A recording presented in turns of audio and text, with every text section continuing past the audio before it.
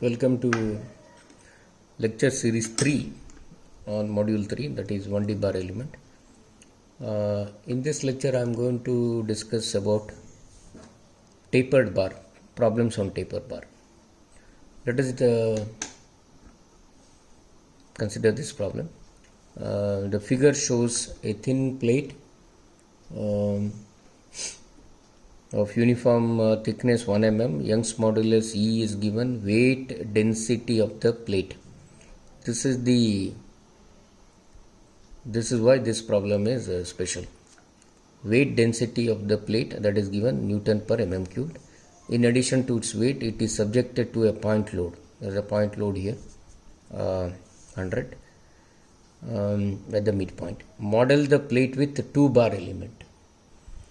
Write the expression for element stiffness matrix and element body force. Then write the expression for global stiffness matrix and global load vector. Determine the displacement at the node. Evaluate the stresses in each element. Determine the reaction at the fixed support. Now this is the problem given. This view is given where this side is 60, 30, total length is 240. There is a point load acting 100 and it's given at midpoint 120 mm. Now what is to be understood is, first step is you should know that the 3D figure of this particular problem. This is a tapered problem. If you look at it, the 3D figure, it's not given in the problem, you need to imagine. It has got a thickness 1 mm, 240 and this is 60, this is 30. It's tapered bar. Okay. Now what is speciality of this problem? This problem is special in two aspects, is because first step is that it is a tapered problem, because all the other problems were of uniform cross section. Now this is tapered, and type of load. Note that it has got a point load as well as the body force. This is what I am going to talk about in this problem, body force and the tapered.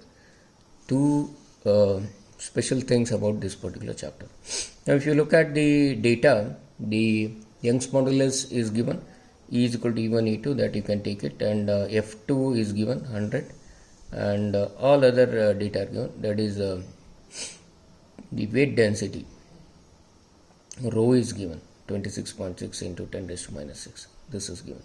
Now let us start with the solution. The problem.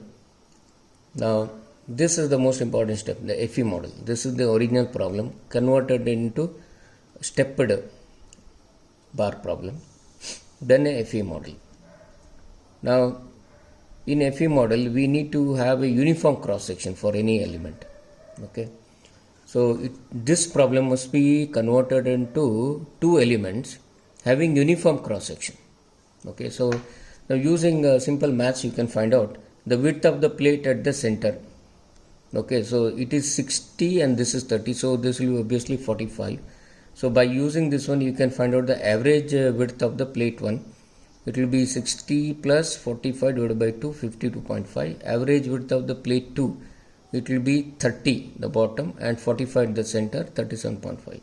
So you can find the area of the element of 1, which is W1 into thickness. Remember, this is very important. You have to find out the area of cross section.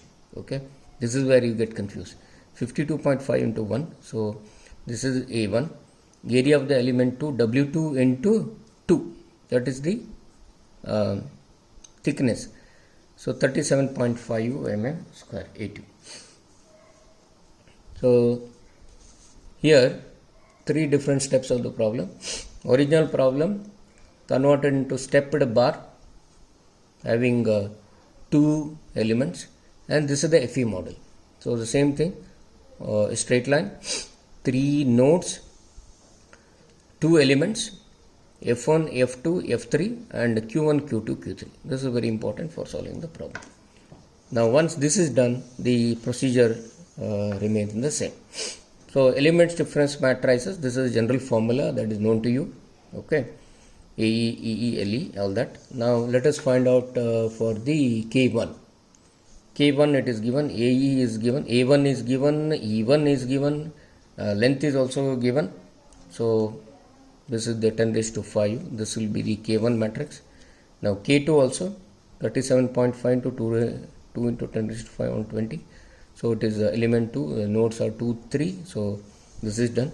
So K1 is done, K2 is done. Let us go to those are the element stiffness matrices. Now let us find out the element body force vector. Now element body force vector, that is what is asked in the problem. See the second step, it talks about write the expression for element stiffness matrix and element body force vector. Okay, this is very important. This word is body force vector. Now body force vector, now this problem I told you it is special because the density of the material is given. So for that we have a separate formula. F of E is equal to AE by 2 1 1, where F is equal to weight density, that is given in the problem. Now we apply this for element 1, put all these values here and 1 1. Now this comes out to be 0.241, 0.241.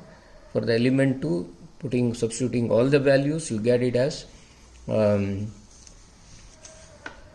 0.172323. So you can see 1 2 2 3. So that these are the element body force vectors, remember. Okay, now let us find out the second step as the third one as the global stiffness matrix. So K is equal to K1 plus K2. Now K1 is given, K2 is given, so you know the addition method. So it gets added up only at this point. Okay, rest all the same algebraic addition. Now let us talk about the global load vector. This is the most important. Note, summation of the point load and the body force at the respective. Now this is a problem where there is a body force, okay, as well as the point load. Okay, in all the problems usually it will be only the point load, but this is a problem where there is body force plus the point load. So you have to be very careful when you write the global load vector. Global load vector will be now 0.241, which we got it now. So this is F1 F2, so you can 0.241. now it gets added at the F2 0.241 and 0.1723 plus 100 is the point load. So you have to add all them together. That gives the final global load vector. This is very important. I think there should be no confusion in this addition of this. Okay, body force, there are two types, point load as well as the global load vector. There are two types now here in this case, that is the body force vector as well as the point load. So that is added here. It's all algebraic addition. So what about the global load vector? Now we can talk about nodal displacement vector, that is naturally Q1, Q2, Q3.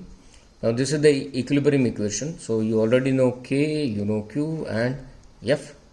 Okay, just put them together and displacement at the nodes. Now we'll use elimination method for this. You can use penalty also, no problem. So use elimination method. Now here Q1 is equal to 0. Deleting first one, first column, that is first row and first column here. It gets reduced to this one. So we'll get the value of Q2 and Q3. Okay, so these are the nodal displacements. Q is equal to, so I'll write here mm. Okay, so 0, 1.14 and 10 raised to minus 3, 1.9 10 raised to minus 3. This is the displacement. So this is what I asked in the problem, displacement at nodes. Now let us go to the fifth one. Fifth one, same thing, stresses in each element. So sigma, same formula we use, and element 1 sigma 1 and element 2 sigma 2, all the different values are substituted, and finally sigma 1 comes out to be 1.915 Newton per mm square and sigma 2 comes out to be 0.005 Newton per mm square. Reaction at the fixed point, this is the common formula which we use for elimination method. Okay, same thing, R is equal to K into Q minus F. So generalize it, there are 3 nodes. So this is the equation. Now you need to solve this equation. You have to be good in matrix multiplication. R1, R2, R3. So finally you get as R1 is 100.568. This is the value of R1. Okay, so R1 is equal to